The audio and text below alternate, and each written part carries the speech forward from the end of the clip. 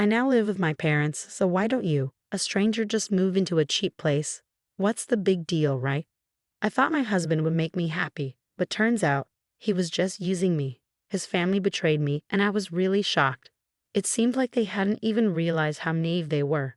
But if they kick me out, who's going to pay the bills? I realized there was no point in being part of this family, so I knew what I had to do next. I got in touch with everyone and started getting ready. What happened to all the stuff? I had a company come and take it all away. The next day, I called another company and got rid of all the furniture and appliances. My husband freaked out and started yelling. My name is Michelle Thompson. I'm 35 years old. I've been working from home since I finished college. I only have to travel once a month, but I work full-time. My company has been really understanding because both of my legs are disabled, so I use a wheelchair to get around. This happened because I had a motorcycle accident in college. A car crashed into me from behind on the highway, and I was thrown into the air. It felt like everything was moving really slowly. This is it for me, I remember thinking as I flew through the air. Luckily, I didn't die, but my legs got injured and I can't move them anymore. I've been doing rehab ever since, but they probably won't get better. I've been in a wheelchair for years now. I guess I'll probably stay single for the rest of my life. Once I accepted my condition, I started wanting to get married again. One day, my friends arranged a blind date for me, and that's when I met Ken, who's 5 years older than me. Despite his age, he looked younger. What surprised me was how immature he acted for a 40-year-old. He's very straightforward, which means he doesn't hold back. After seeing me in a wheelchair, he didn't hesitate to ask all sorts of questions like, how do you do everyday things like eating or chores? Can you manage work? Are you independent in the bathroom or for bathing? While others tiptoed around the topic, Ken asked me everything bluntly. Most people might find his approach rude, but I actually liked that he was genuinely interested in me. We went on a few more dates and eventually became a couple. I believed I could find happiness with him. At that time, I couldn't imagine being with anyone else who would want to be with me forever. So when Ken proposed just 6 months into our relationship, I was thrilled. But things took a turn after we got married. When Ken and I moved in together, we chose my rented house, which is a bit expensive but very wheelchair-friendly, probably because the previous tenant made it that way. Ken liked the spaciousness. Since I spent most of my time at home, I ended up doing most of the housework. Sometimes when I was tired, I'd ask him for help, but he'd just say he was too tired and wouldn't lift a finger, not even to help me bathe. Seriously, I'm not doing that, Ken said when I asked him for help. I technically can manage on my own, but it takes a lot longer. When I lived alone, I had a caregiver come twice a week to assist me in the bath. I was used to managing the other 5 days on my own, but I always wished Ken would help. It would be so much quicker. Every time I spent a long time getting into the bath, I stopped asking for the caregiver's help because Ken said it was a waste of money. As I was bathing, I started feeling tired in my arms. The bathroom was originally designed to be accessible, which was one of the reasons we chose the place. But when Ken took a bath first, he wouldn't tidy up afterward. He'd leave the bath bucket out and shampoo bottles on the floor, which made things even more difficult for me. Hey, could you please think about making it a little easier for me when I bathe alone? Just let me have a bath without overthinking it, I asked him. But no matter what I said, Ken wouldn't listen. This house is designed for you to live comfortably. I moved in for you and you still complain, Ken argued. You wanted to move to Ken. When did I ever say that? This house was originally my place. That's why it's set up for someone in a wheelchair. The first time I invited Ken over, he seemed impressed by the spaciousness and the appliances. I'd love to live here after we're married, he said, admiring everything. But now he complains, saying things like, this handrail is such a nuisance. It's like living in an old person's home. Why would you say that? Yeah, I should have looked more closely before, I admitted to myself. It finally dawned on me after we started living together. Ken married me because of the house, the appliances, and the fact that I could manage household chores despite my disability. Ken received praise from his colleagues and friends for being a wonderful husband, but that's far from the truth. He's just taking advantage of the fact that I can do everything by myself despite my disability. And on top of that, he's been jobless and partying every night since we started dating. Realizing all this after getting married is heartbreaking and makes me want to cry. But despite everything, I haven't broken up with him. I keep telling myself that there must be some love there since we got married, right? Hey, can you give me some allowance? Ken asked. You received some just the other day, didn't you? I replied. Yeah, but I've already spent it, Ken admitted. Slowly, Ken started to depend on me for money without putting in any effort to work for it. I decided to reach out to Ken's mother for advice. Ken doesn't seem interested in working. What should I do? He's always been hardworking. Maybe he just needs a break. Even though she told me I could talk to her about anything, she always sided with her son. She'd say, it's natural since he's an only child. But I wasn't convinced. Since I've lost both my parents, I have no other family to turn to. I felt completely lost. I thought about discussing it with a friend, but the last time I mentioned my problems, they told me, I wish I had problems like that. Ken always seems to appear fine on the surface. That evening, Ken confronted me. Did you go talking to Mom about my work? He accused. Yeah, why? Would it bother an older person like her? I can't believe you. I responded. Seriously? Well, maybe you should work so I don't have to worry, I retorted. Ken stormed out after that. It's typical of him. He always leaves when things don't go his way and then returns drunk early in the morning. I'm back, babe, he slurred. It's early, don't disturb the neighbors, I cautioned. Keep it down, I added. Shut up. Don't boss me around, he snapped back. When he's drunk, he's out of control. All I can do in situations like these is stay quiet and endure it. I think I'm reaching my breaking point. I began to entertain the idea, but the thought of facing loneliness again was heart-wrenching.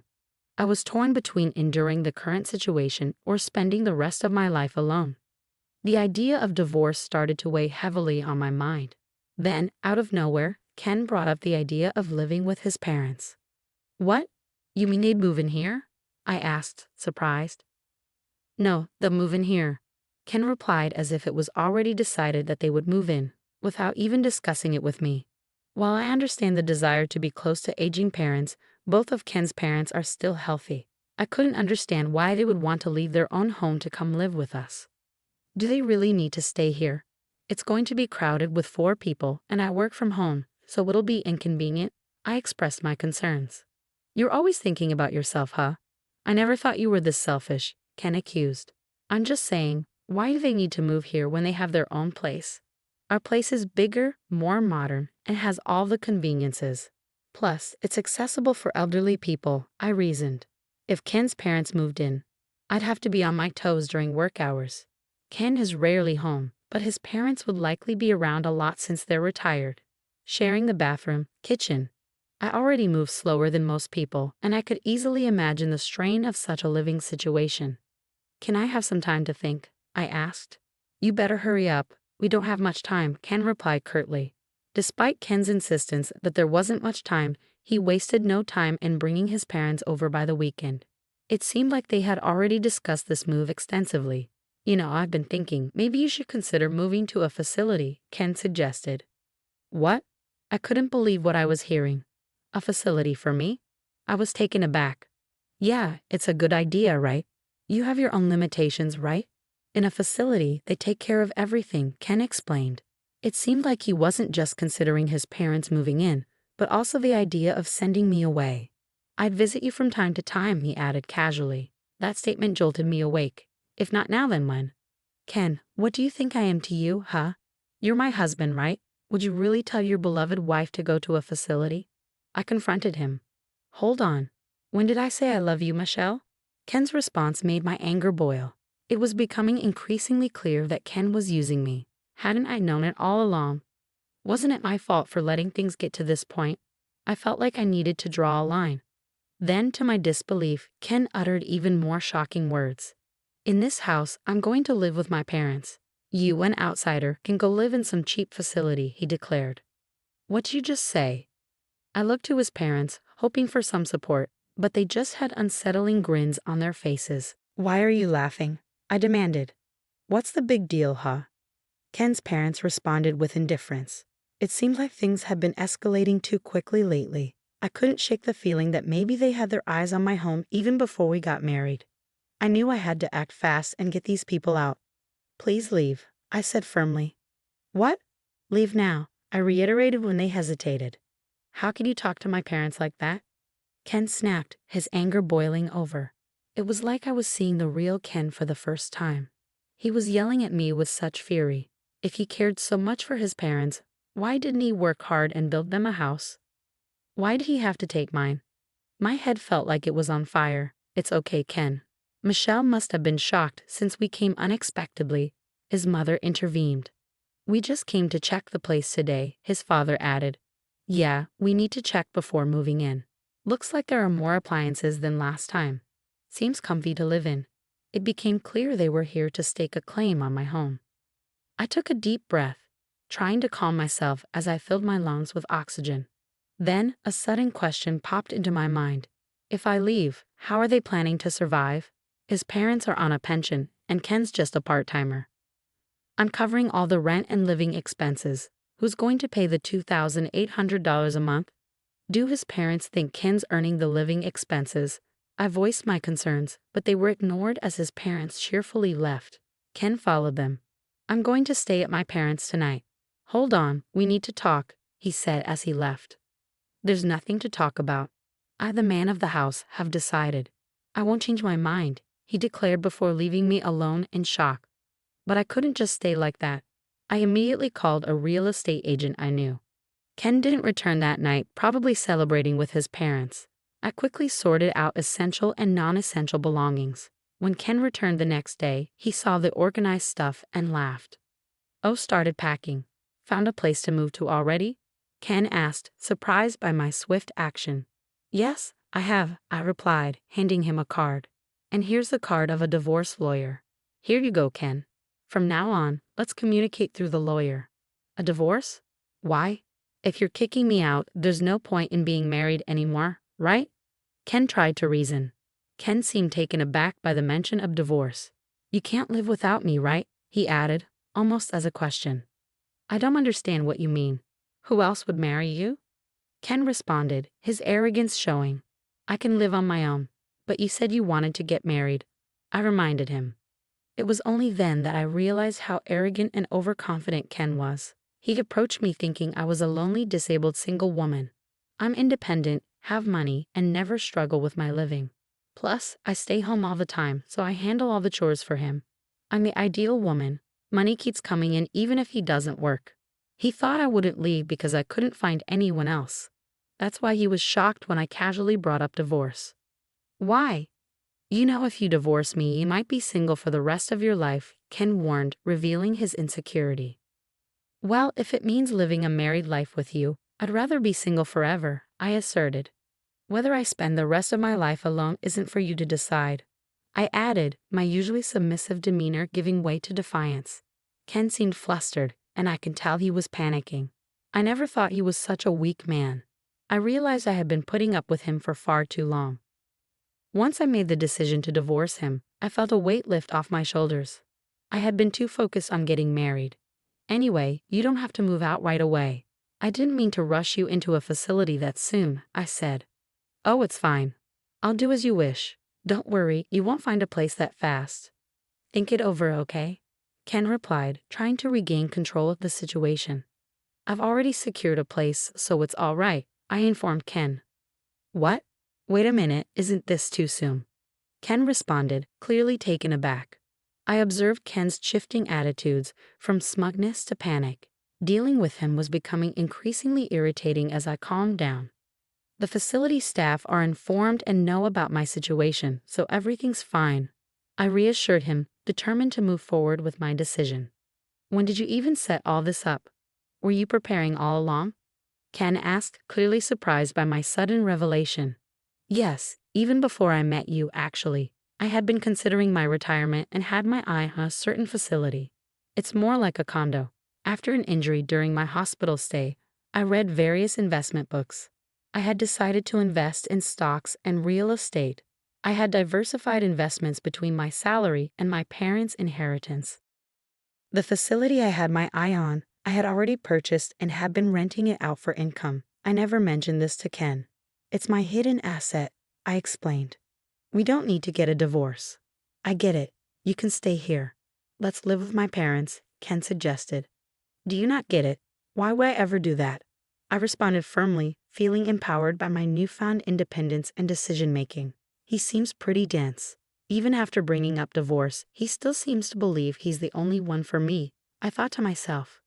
Sorry, but my mind's made up. What's your problem? I confronted Ken. You're so selfish. If you come crying back later, it's not my problem, Ken retorted. I won't be, so don't worry, I replied confidently, determined to move forward without him. Ken fell silent, lost in thought. Hours passed as I continued packing up my things.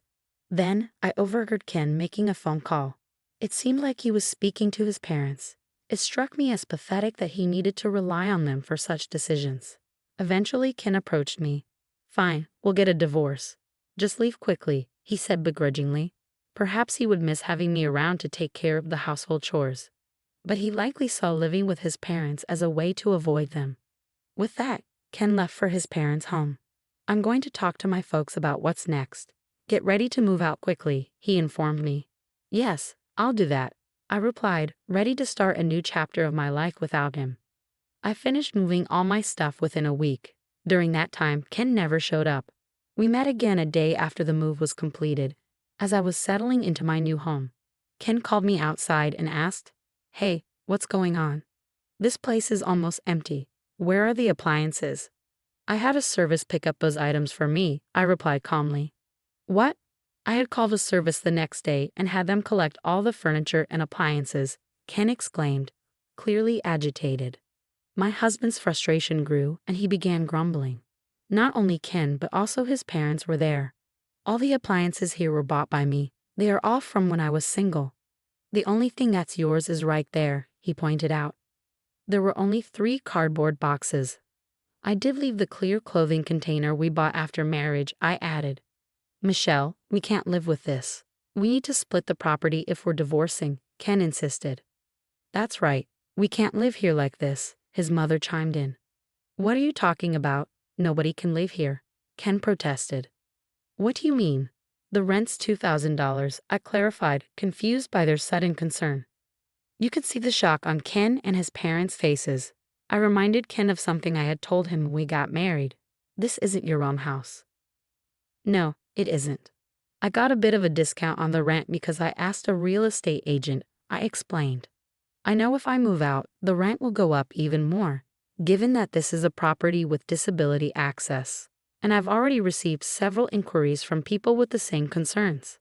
I recommended that they move out. Why didn't you tell us sooner? What are we going to do now? Ken asked, clearly flustered. I don't know. I did tell Ken. I didn't hear about it. I'll sue you. His mother threatened, her frustration boiling over.